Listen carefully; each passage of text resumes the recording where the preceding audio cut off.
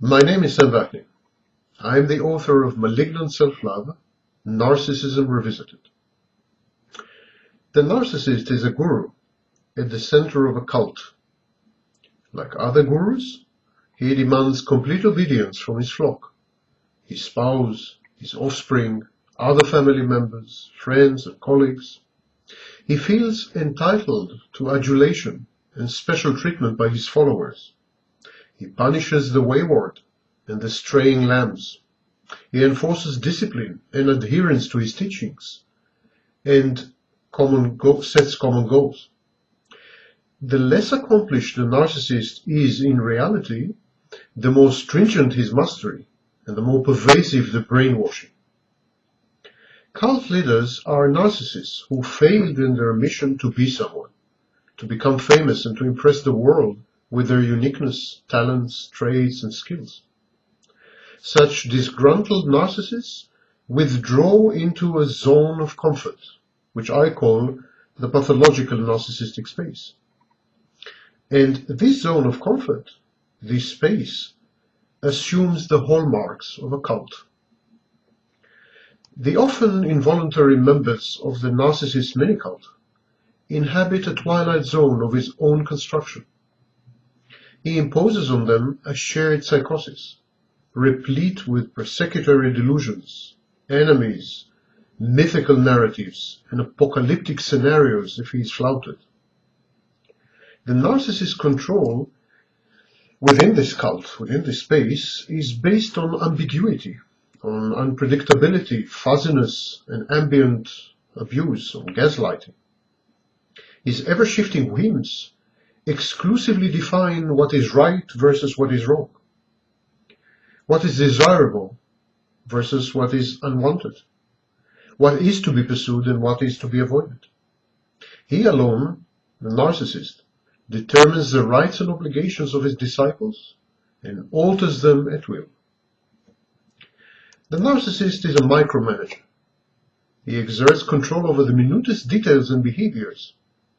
He punishes severely and abuses withholders of information and those who fail to conform to his wishes and to his goals. The narcissist does not respect the boundaries and privacy of his reluctant adherents.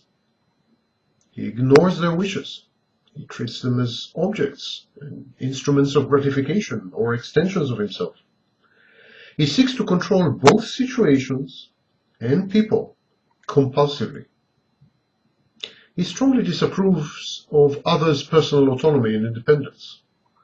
Even innocuous activities, such as meeting a friend or visiting one's family, require his permission.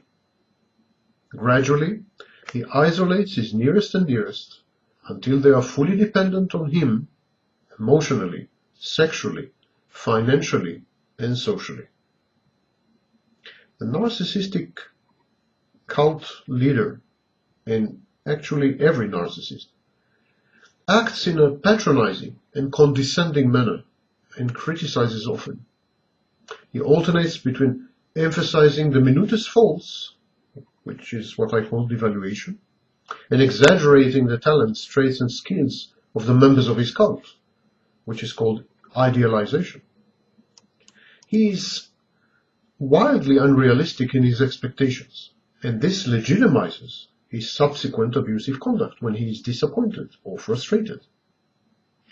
The narcissist claims to be infallible, superior, talented, skillful, all-powerful, omnipotent, and all-knowing, omniscient. He often lies and confabulates to support these unfounded claims. Within his cult, the narcissist expects awe, admiration, adulation, and constant attention, commensurate with his outlandish stories and assertions. He reinterprets reality to fit his fantasies and expects everyone around him to adopt this distorted view. The narcissist's thinking is dogmatic, rigid, and doctrinaire. He does not countenance free thought, pluralism, or free speech, and he doesn't brook criticism or disagreement. The narcissist demands, and often gets, complete trust and the relegation to his capable hands of all decision-making. The narcissist forces the participants in his cult to be hostile to critics, to the authorities, to institutions, to his personal enemies, or to the media. And if they try to uncover his actions and reveal the truth, these are cast as enemies. He closely monitors, censors information from the outside, exposing his captive audience only to selective data and analysis, which conform, of course, to his narrative. The narcissist cult is missionary and imperialistic. He is always on the lookout for new recruits. His spouse's friends, his daughter's girlfriends, his neighbors, new colleagues at work. He immediately attempts to convert them to his creed, to convince them how wonderful and admirable he is. In other words, the narcissist tries to render them sources of narcissistic supply. Often, the narcissist's behavior on these recruiting missions is different to his conduct within the cult. In the first phases of wooing new admirers and proselytizing to potential conscripts, the narcissist is attentive, compassionate, empathic, flexible, self-effacing, and helpful. At home, among the veterans, those he takes for granted, he is tyrannical, demanding, willful, opinionated, aggressive, and exploitative. As the leader of his congregation, the narcissist feels entitled to special amenities and benefits not accorded to the rank and file. He expects to be waited on, hand and foot, to make free use of everyone's money, and to dispose of their assets liberally, and to be cynically exempt from the rules that he himself has established. Of course, if such a violation is gainful or pleasurable. In extreme cases, the narcissist feels above the law, any kind of law. This grandiose and haughty conviction leads to criminal acts, incestuous or polygamous relationships, and to recurrent friction with the authorities. Hence the narcissist's panicky, sometimes violent reactions to dropouts from his cult. There's a lot going on that the narcissists want kept under wraps. Moreover, the narcissist stabilizes his fluctuating sense of self-worth by deriving narcissistic supply from his victims. Abandonment threatens the narcissist's precariously balanced personality. It is a rebuff, and the narcissist cannot tolerate it.